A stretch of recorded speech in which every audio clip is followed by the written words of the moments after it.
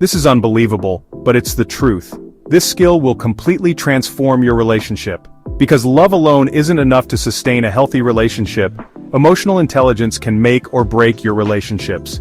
It doesn't matter if you've been together for 6 months or 16 years, maintaining that spark, that connection, requires a conscious effort.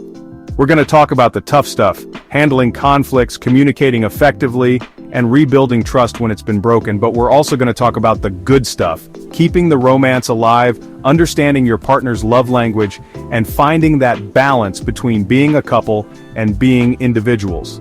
This isn't about playing games or manipulating anyone. This is about equipping you with the tools to build a stronger, healthier, and happier relationship. So buckle up and get ready to learn. You know, folks, it's easy to get comfortable in a long-term relationship. You fall into routines, the initial excitement fades, and suddenly you're wondering where that spark went. It's a common scenario, but it doesn't have to be the end of the story. But let me tell you something. Relationships are like fires. They need constant tending to keep burning bright. Just like you wouldn't leave a campfire unattended, you shouldn't let your relationship run on autopilot. First things first, you gotta make time for each other. This means setting aside dedicated moments to connect, away from the distractions of daily life. And I don't mean just sitting at opposite ends of the couch scrolling through your phones.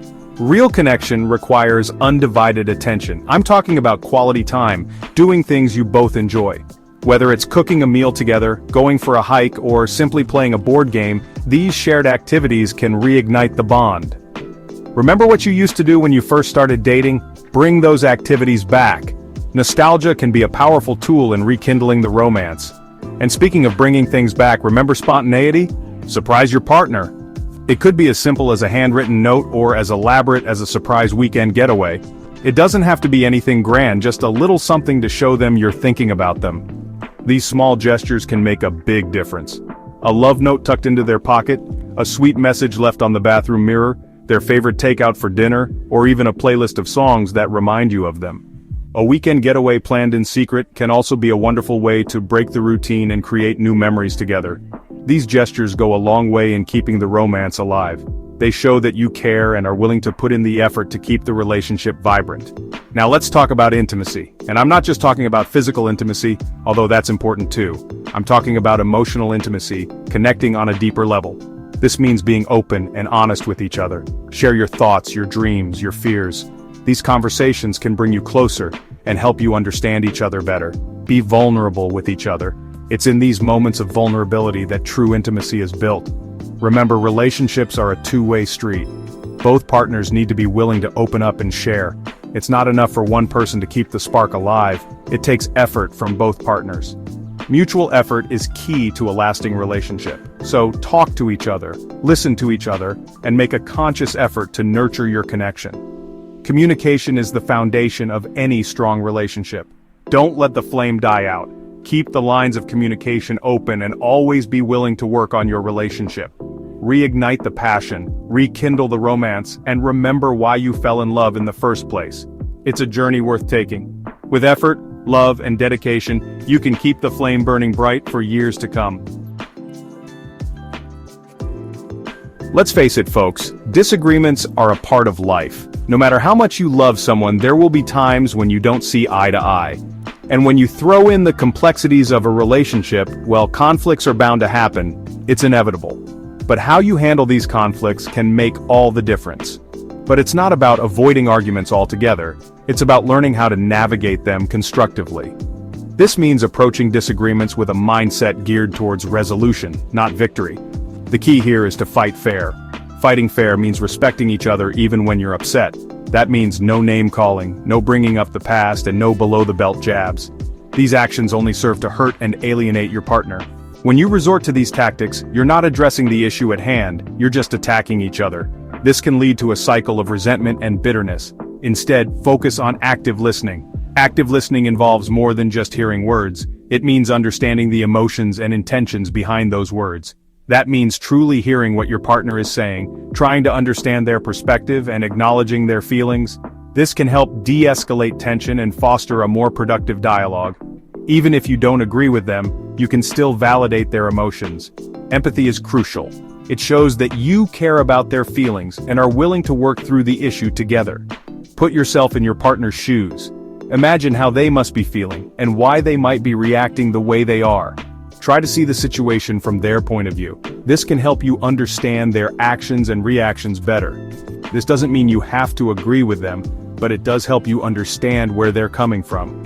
Understanding is the first step towards finding common ground. Remember, you're on the same team. You're partners, not adversaries. You're not adversaries battling it out. You're two individuals trying to navigate life together, and that requires cooperation and understanding. You're two individuals trying to navigate life together. So, approach conflicts with a spirit of collaboration, not competition. This mindset can transform conflicts into opportunities for growth. So, approach conflicts with a spirit of collaboration, not competition. And finally, be willing to compromise. Compromise is not a sign of weakness, it's a sign of strength and maturity. You're not always going to get your way, and that's okay.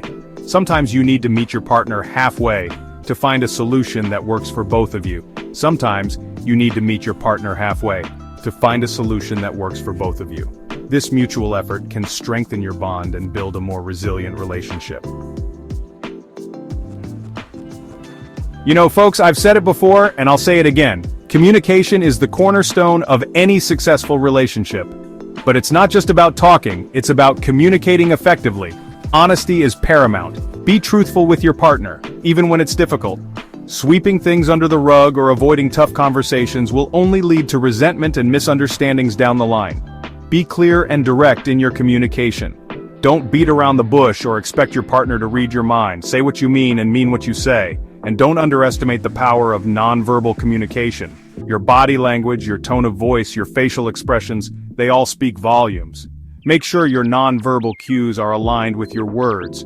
Regular check-ins are vital. Don't wait for problems to arise before you start communicating. Set aside dedicated time to connect with your partner, to discuss your day, your feelings, your hopes, and your dreams. Remember, communication is a two-way street. It's not enough to just talk.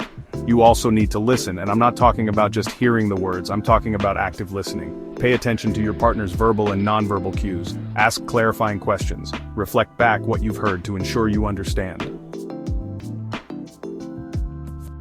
Chapter 4. Deciphering Love. Recognizing the language of affection. You know, folks, everyone expresses and experiences love differently. We all have our own unique love language, the way we give and receive affection. Understanding your partner's love language is crucial to building a strong and fulfilling relationship. So how do you know if your partner truly loves you? Well, it's not always about grand gestures and sweeping declarations. Sometimes it's the little things, the everyday actions that speak volumes. Look for consistency in their actions. Do they make an effort to spend time with you? Do they prioritize your needs? Do they follow through on their promises? Pay attention to their words. Do they compliment you? Do they express their appreciation for you? Do they tell you they love you? Observe how they treat you, especially during challenging times. Are they there for you when you need them? Do they offer support and encouragement? Do they make you feel safe and loved? Remember, actions speak louder than words. Look for consistent patterns of loving behavior. Chapter 5. Rebuilding Trust. A journey of patience, transparency, and forgiveness. Let's be real, folks, rebuilding trust after a betrayal is no walk in the park. It's a challenging and often painful process that tests the very foundation of a relationship. It's a long and arduous journey that requires patience, commitment, and a whole lot of work from both partners. Both individuals must be willing to put in the effort to rebuild what was broken. The first step is for the person who broke the trust to take full responsibility for their actions. This means acknowledging their mistakes without any excuses. No excuses, no blaming, no minimizing. They must face the reality of their actions and the impact it has had on their partner. They need to own up to their mistakes and acknowledge the pain they've caused. Transparency is key. Being open and honest is essential in this process. The person who broke the trust needs to be open and honest about their whereabouts, their interactions, and their feelings. This level of transparency helps to rebuild a sense of security. And allows the other partner to heal. Patience is crucial. Rebuilding trust takes time. It's a gradual process that cannot be rushed. It's not going to happen overnight. The hurt partner needs time to process their emotions, to work through their pain, and to decide if they're willing to move forward. The hurt partner needs time to process their emotions, to work through their pain, and to decide if they're willing to move forward. This is a deeply personal journey. Forgiveness is a personal choice. It's not something that can be demanded or expected. It must come from within. No one can force you to forgive. It's a decision that only you can make, and it should be made in your own time. It's a process that happens at its own pace. Sometimes it may take longer than expected, and that's okay. But remember, forgiveness isn't about condoning the behavior. It's about releasing yourself from the anger and resentment. It's about finding peace within yourself. Sometimes professional help can be beneficial. A therapist can provide a safe and supportive space for couples to work through their issues. A therapist can provide a safe and supportive space for couples to work through their issues and to develop healthy communication patterns. They can offer guidance and tools to help navigate this difficult journey. Chapter 6: Balancing Act, Nurturing Individuality while Strengthening Togetherness. You know, folks, being in a relationship doesn't mean you have to lose yourself. It's about finding that delicate balance between maintaining your individuality and nurturing your togetherness. Encourage each other's personal growth. Support your partner's hobbies, interests, and passions. Remember, you fell in love with them for who they are, so let them continue to grow and evolve. Respect each other's boundaries.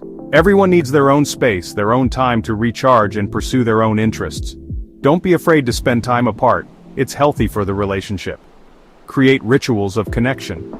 Amidst the busyness of life, it's easy to get caught up in routines and neglect your relationship. So make a conscious effort to create special moments together. Schedule regular date nights. It doesn't have to be anything fancy, just some dedicated time to connect and enjoy each other's company. Remember, a healthy relationship is one where both partners feel loved, respected, and fulfilled, both as individuals and as a couple. Your journey to emotional intelligence starts now. So, there you have it, folks. 6 key tips to master emotional intelligence in your relationships. Remember, building a strong and healthy relationship takes effort, commitment, and a willingness to grow together. If you found these tips helpful, don't forget to give this video a thumbs up and subscribe to our channel for more relationship advice. And be sure to share this video with your friends and family, because everyone deserves to experience the joy of a fulfilling relationship. Until next time, take care and keep those sparks flying.